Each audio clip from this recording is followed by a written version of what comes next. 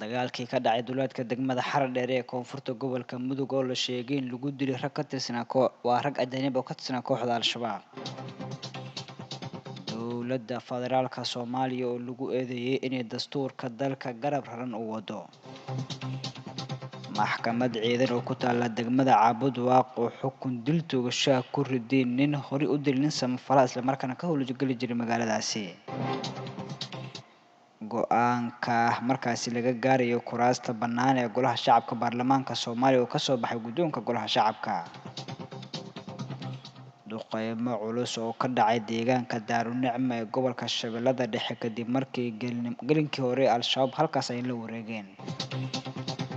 Wararka ka baxsan Soomaaliya oo aan doorkan ama saakeedin hayna waxaa ugu dooran ruushka oo degdeg ku fulinaya markaasi maxkamadeynta raggii weerarka dadka badan ku laayay ka dhacay Moscow. Waa subaxnimo Arbacada taariikhduna waxay ku beegan tahay 27-ka bishii saddexaad ee Maarso 2024 markana ku soo dhawaada qodobadaasi iyo weliba qaar kale oo faahfaahsan waxaana saaka idin warrami doonaya Yaasin Cali Axmed. Haddii aynu ku bilaawno dhegeystayaal, rag ka tirsanaa kooxda Al-Shabaab isla markaana la sheegay inay ahaayeen ajaanib ayaa ka mid noqday raggii shalay lagu dilay dagaal ka dhacay degmada Haradheer ee koonfurta gobolka Mudug duleedkeeda. Faahfaahinta warkan waxaa soo jeedinaya Mustafa Cali Cadow. ciidanka xoogga dalka dadka deegaanka iyo maamulka degmada Haradheer oo iskaashanaya ayaa deegaanka Bacaadka Faarax Aadan waxay ku weerareen koox Al-Shabaab oo la sheegay inay doonayeen inay weeraraan degmada Haradheer. Dagaalkii ugu cuslaa oo 4 jeer la isku rogaal celiyay ayaana ka dhacay halkaasi waxaana la sheegay in aad markaasi loogu jibiyay kooxda Al-Shabaab. Gudoomiyaha degmada Haradheer Maxamed Yuusuf oo la hadlay warbaahinta waxa uu sheegay in dhowr jiho ay ka weerareen kooxda isla markaana ay halkaasi ay ku laayeen welina ay ku sii raajoogaan xubno kale oo ka tirsan kooxda. Gudoomiyaha waxa uu sheegay in xubnaha ay ka dileen kooxda ay ku jiraan kuwa ajnabi ah isla markaana dagaalkaasi uu ahaa kii ugu khasaaraha badnaa ee Mudug lagu gaarsiiyay kooxda Al-Shabaab. Dhinaca kalena dadka deegaanka ayaa iyagana waxay sheegeen dagaalka uu markaasi ku soo dhawaaday magaalada balse markii dambe Al-Shabaab laga fogeeyay khasaare badan lagu gaarsiiyay. Sidoo kale waxaa jira khasaaro culus oo soo gaaray ciidamada deegaanka waxaana magaalada Haradheer la geeyay meydad iyo dhaawacyo badan sidii warbaahintu sheegeen dadka ku sugan Haradheer.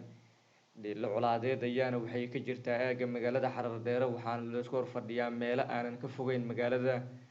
Goor kastana waxaa la filan karaa in dagaal uu qarxo sida ay sheegeen saraakiil ka tirsan kuwa dowladda Soomaaliya.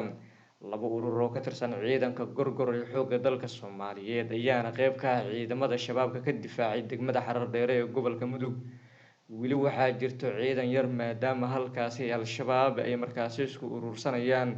Ciidamada ayaa iyagana waxaa markaasi dhinacooda u diyaar garoobayaan sidii isaga difaaci laayeen weerarka kaga yimaada dhinaca kooxda Al-Shabaab. Aad buu mahadsan yahay Mustafa Cali oo faahfaahinta warkaasi soo jeedinayay. Faahfaahinta dheeraad ah ayaa waxaa laga helayaa khasaaraha ka dhashay duqeyno culus oo markaasi laga fuliyay deegaanka Daarunicma ee gobolka Shabeellada Dhexe xilli ay halkaasi shabaabku ay la wareegeen. Fariisinka ciidankan ay la wareegeen ayaa waxaa deganaa ciidamo ka tirsan kuwa dowladda ee qaybta ka ah gulufka dagaal ee ka dhanka ah kooxda Al-Shabaab.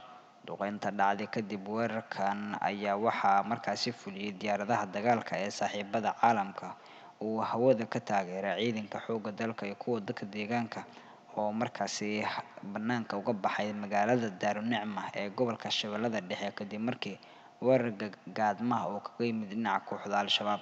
Saraakiil ka tirsan militariga Soomaaliya ayaa sheegay in duqeyntan kooxda lagu gaarsiiyay khasaare culus dib loogaga celiyay aagga deegaanka Daarunicma ee gobolka Shabeellada Dhexe.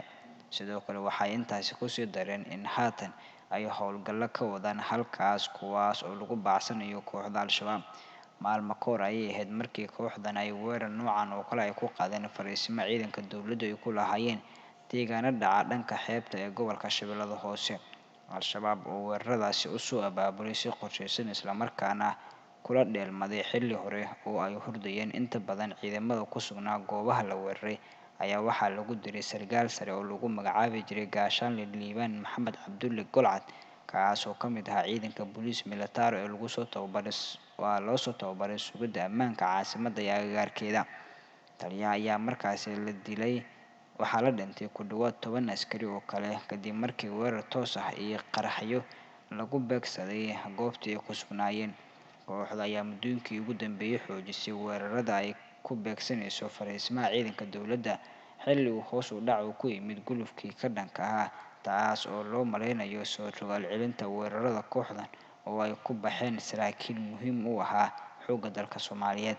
Dhinaca kale waxaa la sheegay in Al-shabaab si buuxda ay uga baxeen deegaanka Daarunicma ee gobolka Shabeellada Dhexe oo gelinkii hore ee shalay ay la wareegeen, waxaana ka bixitaankooda ay timid kadib markii diyaaradaha dagaalka ee saaxiibada caalamka duqeymo ay ku ekeeyeen deegaanka Daarunicma, sidoo kalena ay weli dul hehaabayaan iyaga oo joog hoose ku socda. Maxkamad ku taalla degmada Caabudwaaq ee gobolka Galgaduud ayaa xukun dil toogasho ah ku riday nin isagana hore dil uga geystay magaaladaasi. Maxamed Bareer Xamed. maxkamadda gobolka Galgaduud ayaa u fariisatay kiiska ninkii dilay wariyay telefishinka qaranka ee degmada Caabudwaaq Allah u naxariistay Cabdikariin Axmed Bulxan. Fadhiga maxkamadda ayaa ka qabsoomay degmada Caabudwaaq waxaana si la yaabay dambigiisa u qortay ninkii la horkeenay maxkamadda ee loo haystay dilka wariyaha Cabdixakiin Axmed Cigaal oo 13 bishan dilay wariyay Cabdikariin Axmed Bulxan ayay maxkamaddu si safarada ugu warbixiyay dambiga loo haysto waxa uu si cad u qortay in Cabdikariin isaga uu dilay. Bismillah. Cabdikariin Axmed Bulxan eediis lagu soo eedeeyay dilkiisa waa geystay si kasaan u geystay. ninka dilka geystay ayaa codsaday in lagu oofiyo xadka qisaasta dilkii uu geystay wariyay Cabdixakiin Bulxan, taasi oo dadkii fadhiga ka soo qayb galay aad uga yaabisay. qareenkii isku diyaarinayay inuu u doodo ninkii dilka loo haystay ayaa garan waayay waxa uu sheegay waxa uu maxkamadda u daayay go'aankeeda. Cabdikariin Axmed Bulxan Ilaahay subxaanahu wa ta'ala ugu sababo waxaan diyaar u ahay danuubtiisii in la iga gudaan diyaar u ah maxkamadda ka codsanaya sida wabilato sharci. intaasi kadib gudoomiyaha maxkamadda gobolka Galgaduud Cismaan Cali Huudey ayaa ku dhawaaqay xukunka maxkamadda isagoo dil toogasho ku xukumay Cabdixakiin Axmed Cigaal oo ah qisaasta wariyay Cabdikariin Axmed Bulxan. kiiskan ayaa aad u qabsay baraha bulshada waxaana dadka aad uga yaabisay dhiiranaanta ninka dilka geystay oo maxkamadda ka codsaday in lagu oofiyo xadka qisaasta. xaashida xafiiska xeer ilaalinta ee ku suntan 412 kuna taariikhaysan 20ka bisha 3aad 2024 markay dhageysatay jawaabta eedeysane Cabdixakiin Axmed oo ku jawaabay dil kas ah waa aan u geystay marxuumkii la dhihi jiray Cabdikariin Axmed Bulxan. maxkamaddu markay aragtay dhageysatay dooda xafiiska xeer ilaaliyaha, maxkamaddu markay aragtay warqadda qiraalka ee uu maxkamadda ka hor qirtay, maxkamaddu markay dhageysatay difaaca qareenkiisa, maxkamaddu markay dhageysatay codsiga eedeysanaha oo codsaday in shareecada islaamka lagu fuliyo laguna xukumo, maxkamaddu markay aragtay aayadda 45aad ee suuratul Maa'ida iyo aayadaha 178 179 ee suuratul Baqara, maxkamaddu markay aragtay qodobka 434 xeerka ciqaabta Soomaaliyeed, maxkamaddu markay aragtay kitaabka minhaajka mujalladka jaraaxada baabka inamaa yathbutu alqisaasu biiqraarin aw shaahiday cadlin. maxkamadda waxaa u caddaatay in eedeysane Cabdixakiin Axmed Cigaal ina Maryan Cabdulle Maxamed 53 jir ah ku dhashay degan Caabudwaaq uu yahay dambiile galay dambiga lagu soo eedeeyay.